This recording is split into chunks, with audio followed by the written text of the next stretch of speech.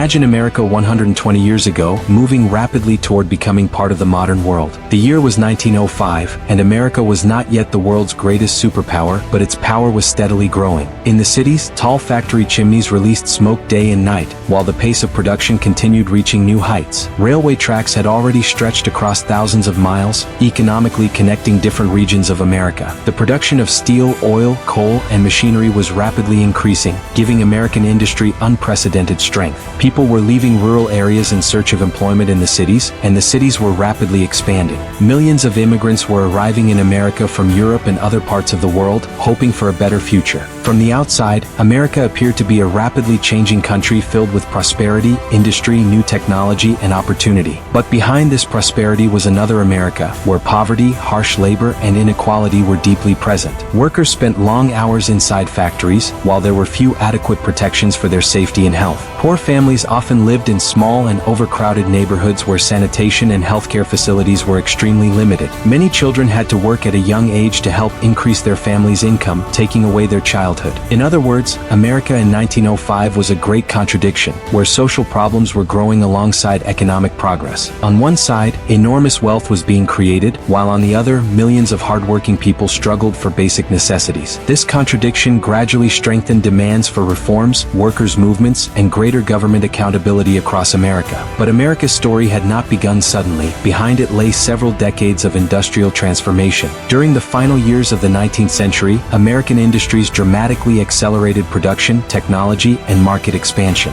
Railways played a crucial role in this transformation because they connected distant markets with factories and cities. Goods produced in one region could now be transported thousands of kilometers to another region with relative ease, increasing trade. America's vast territory and growing population were creating a huge domestic market for industries, which was extremely important. Large steel factories developed rapidly, and demand from railways, construction, and machinery continuously increased production. The oil industry was also expanding rapidly, and petroleum was becoming an important resource in the American economy. Industrialists such as John D. Rockefeller had built enormous companies and extraordinary fortunes through the oil business. Andrew Carnegie had become closely associated with the steel industry, and his company had become a major force behind America's industrial expansion. These industrialists possessed so much wealth that they could influence markets, corporations, and sometimes even political decisions. But the world of ordinary workers was completely different from that of these millionaire industrialists, and it was extremely difficult during this era. Workers had to work for long hours, and working in many factories could be extremely dangerous. Accidents involving machinery caused serious injuries, while safety regulations for workers were often inadequate. Low wages, long working hours, and unsafe conditions steadily increased dissatisfaction among workers and led to growing conflict. This dissatisfaction strengthened labor organizations, which demanded better wages, shorter working hours, and safer workplaces. But not every labor organization succeeded easily, because powerful companies often strongly opposed strikes. Children were also among the most vulnerable groups in America's industrial race, with many forced to work for wages. According to the 1900 census, roughly 1.5 to 2 million children were involved in some form of paid work.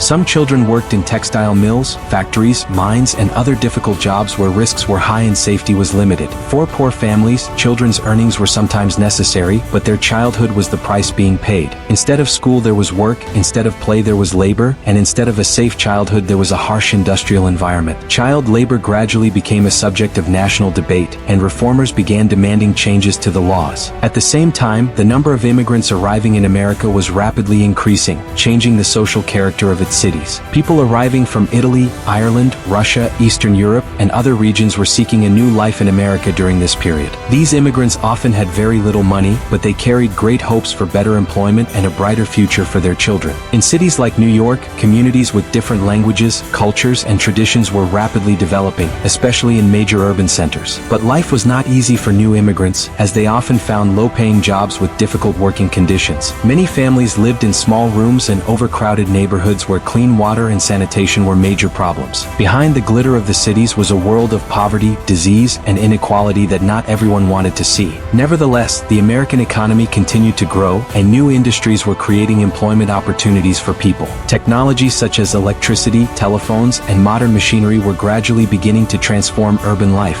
especially in major cities. Alongside horse-drawn carriages, new motor vehicles were beginning to appear, although they were still beyond the reach of most ordinary families. American cities were moving toward modernity, but this modernization was not benefiting every citizen equally. During this period, reformist ideas also grew rapidly in American politics, eventually becoming known as the Progressive Movement. Reformers were questioning the power of large corporations, political corruption, child labor, and poor public services. They wanted the government not only to support industrial growth but also to protect the rights of ordinary citizens. And at the center of this changing America was an influential president who was emerging as a major national figure, Theodore Roosevelt. Theodore Roosevelt became president in 1901, and in 1905 he began his second term in office. Roosevelt believed that America should become more influential in international politics alongside its growing economic power. For him, a strong economy, a modern military, and a powerful navy were important symbols and foundations of a great nation. He placed special emphasis on the development and modernization of the U.S. Navy, further increasing the importance of American sea power. By 1905, the American Navy was becoming more organized, better trained, and more modern than it had been before. But America's growing power was not limited to the Navy. Changes were also becoming visible in its foreign policy. The Spanish-American War of 1898 had greatly expanded America's international role compared with the period before the conflict. After the war, American influence increased in the Caribbean and Pacific regions, while its strategic reach also expanded. The Philippines came under American control,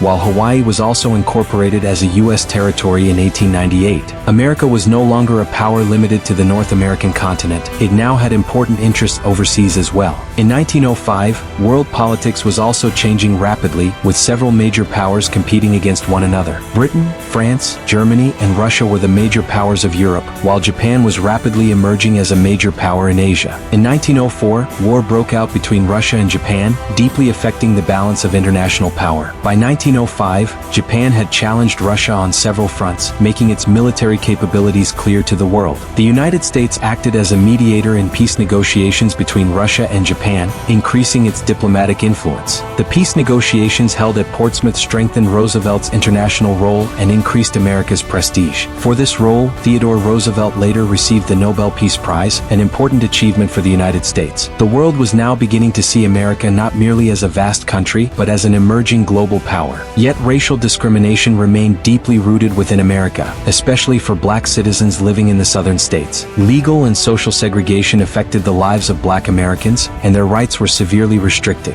Barriers to voting rights, segregation, and violence created serious contradictions within American democracy and deepened inequality. Therefore, America in 1905 spoke of freedom and opportunity, but the promise of equality was still incomplete. This is why understanding America's progress only through economic statistics would provide an incomplete picture of its history during this era. The country was simultaneously experiencing industrial development, social conflict, political reform, and international expansion. New things were gradually entering the lives of ordinary American families, although access to these conveniences was not equal. Newspapers brought news from across the country and around the world into people's homes, increasing political awareness. Cinema was still in its early stages, radio had not yet become part of ordinary household life, and television was still a thing of the future. Yet new technology and industry were making people feel that America's future was changing rapidly. By 1905, America's economic strength had grown so much that it had begun competing with the established powers of Europe. However, in military and political influence, America had not yet reached the level of an established global power like Britain. This distinction is important because America in 1905 was certainly powerful, but it was not yet an undisputed global superpower. Then, in 1907, a major financial crisis struck,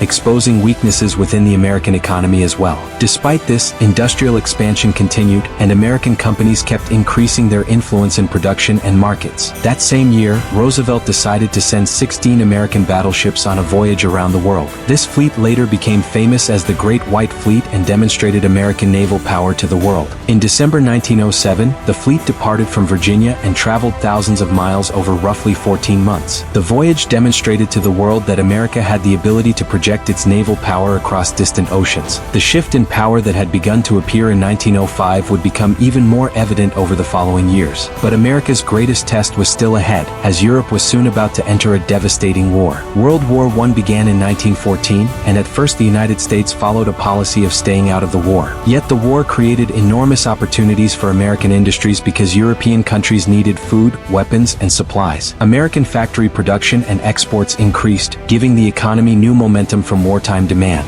In 1917, the United States itself entered World War I, and its global role suddenly became far more important. Between Between 1905 and 1918, America made a major leap in economic, industrial, naval, and political power. But behind this transformation, problems such as poverty, racial discrimination, child labor, and labor struggles still remained. Therefore, it is more accurate to see 1905 not as America's final destination, but as the beginning of its rise toward becoming a global superpower. At that time, America possessed vast territory, a growing population, abundant natural resources, and a rapidly expanding industrial economy. All of these elements would combine to make America an important global power in the decades that followed, and the story continued.